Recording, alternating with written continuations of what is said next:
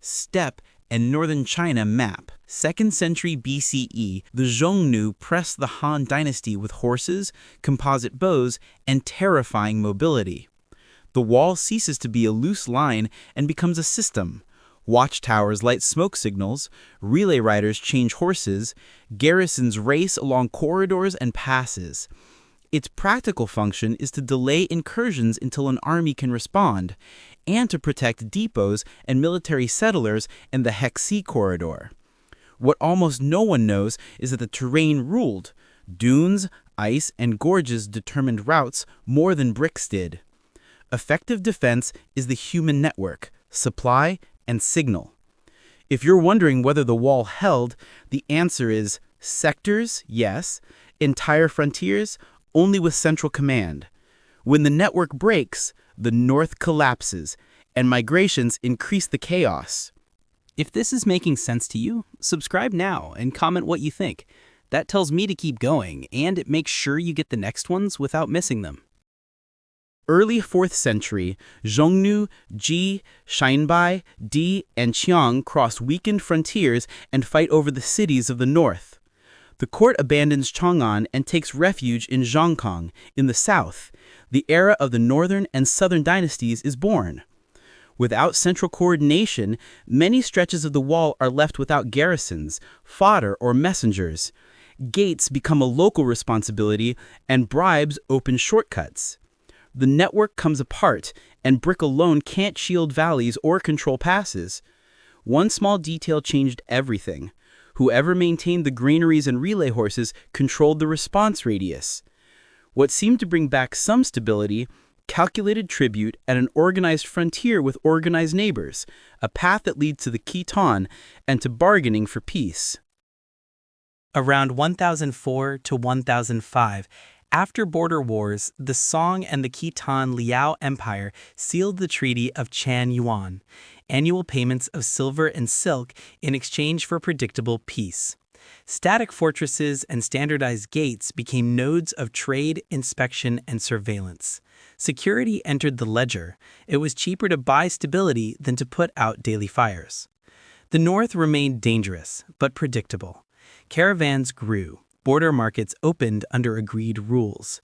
What almost no one knows is that the tribute mechanics included coordinated calendars and routes, reducing incidents caused by jumpy patrols.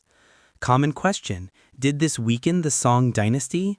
Partly, but it bought time for engineering, grain stocks, and walled cities in the interior. When does the picture change? The environment unravels quickly, culminating in the capture of the emperor, in Kaifeng. Between 1126 and 1127, the Jurchen of the Jin Empire besieged Kaifeng and captured emperors Huizong and Qinzong, an episode remembered as the Jingkang disaster. The sector-based defenses of the north lost their meaning without an army capable of responding quickly. Gates that had once been integrated turned into islands. One small detail that changed everything. Seized archives, artisans, and officials weakened the capacity for replacement. A recurring question, why didn't the wall stop it? Because gates, valleys, and negotiations fail when morale and command melt down. The scene sets the stage for the next attacker who exploits logistical gaps and buys local guides, and pressures neighboring states as well. From 1211 to 1234, Mongol armies tested and broke through the defenses of the Jin dynasty. They avoided strong sectors, probed valleys, bribed guards, seized granaries, and cut off messengers. They crossed passes like Juyong and Gubeikou, dismantling the network instead of knocking everything down head-on.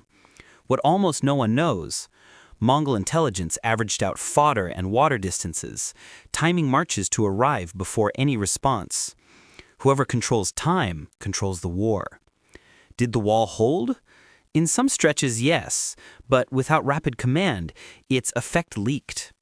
Seizing granaries shortens campaigns more than winning single battles. Year after year, the pressure wore Jin down and turned the north into the platform for the next conquests. The next step culminates in unification under new rulers and changes the wall's function. Between 1271 and 1279, Kublai Khan consolidated the conquest, toppled the southern Song, and founded the Yuan dynasty with its capital at Dadu. The Great Wall ceased to be an external frontier along long stretches. The outside was now under the same political hat. Fast courier systems, fiscal integration, and route control mattered more than uniform brick restoration. With administrator access, you adjust the firewall from the inside. Common question, did this make the wall irrelevant? No, it redefined its tasks. Less barrier, more corridor. Yuan maps and censuses standardized measurements and improved campaign planning.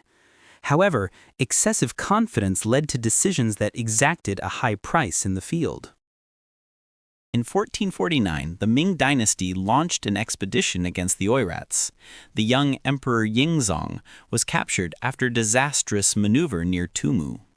The campaign set out poorly supplied, with faulty intelligence and insufficient escort. Far from the wall's main axes, the column was left exposed.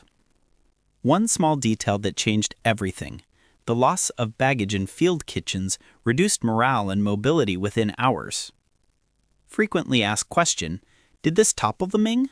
No, but it caused a succession crisis, costly ransoms, and frontier reforms.